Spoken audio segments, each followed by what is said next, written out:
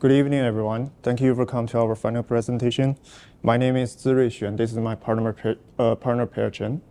We're here to explain our final EC 7086 project delivery, and I'm going to explain our goals, motivation, data collection, and discussion parts. Per will explain you guys the system architecture and baseline model comparison. So in a modern society, it's very easy to obtain information from the internet.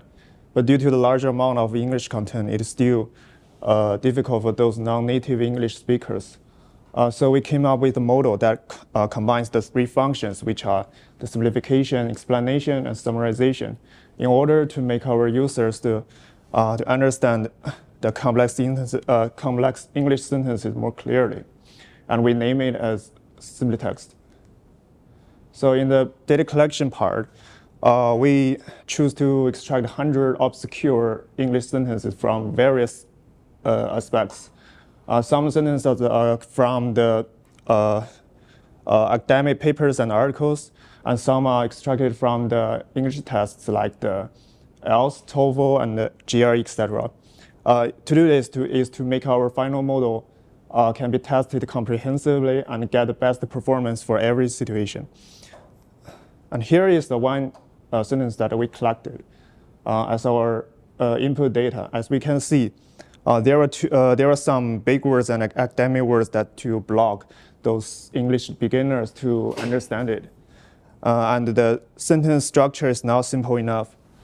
So our model is trying to use the three dimensions to deal with such the sentence like this to make our users understand it clearly. So the simplification part, which is going to paraphrase or replace those big words and simplify the sentence structures. Summarization will extract the core meaning and the topic. And finally, the explanation part will give our users to more details and descriptions and make them to understand it more vividly. Next, Per will explain more model details. Our baseline model uses a single GPT-4 instance for each NLP tasks by simply and directly asking GPT-4 to do what we want. Our main model are pipelines using multiple GPT-4 instances with complex prompt design. We divide tasks into smaller pieces and make progress step by step. For simplification, we focus on simplifying sentence structures and words by iterating them for several times. For summarization, we focus on extracting main ideas, removing redundancies, and simplifying sentences use the simplification model we created before. For explanation, we focus, instead of replacing the difficult words into simpler synonyms, we explain them, and we also add more details and simplify the sentence structures. This is the representative result for simplification. You can see the output from baseline model that it has long and complicated sentences. It also uses words which are difficult for language beginners to understand. But our main model produces short sentences and uses easy words.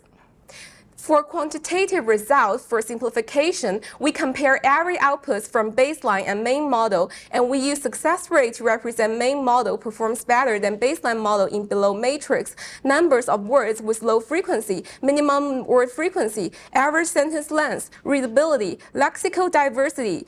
It turns out our model performs better than baseline model in all those metrics. For qualitative results, because our model may have the issue of overly simplified, so we evaluate the meaning of the sentences produced by ourselves, and it turns out 88% outputs of our main model make sense. This is the representative result for summarization. You can see the baseline model only simplifies the original sentence, but our main model extracts the main idea and remove all the redundancies. For quantitative result for summarization, our model, we add one more matrix, which is the total sentence length, and our model performs better than baseline model in all those matrices. And for qualitative result, our model performs better than baseline model in non-redundancy. And overall, we think our model reaches success rate of 92% because sometimes our model may not able to extract all core or all main ideas. This is the representative result for explanation. You can see the output from a main model as an example. It also uses simpler words and sentences.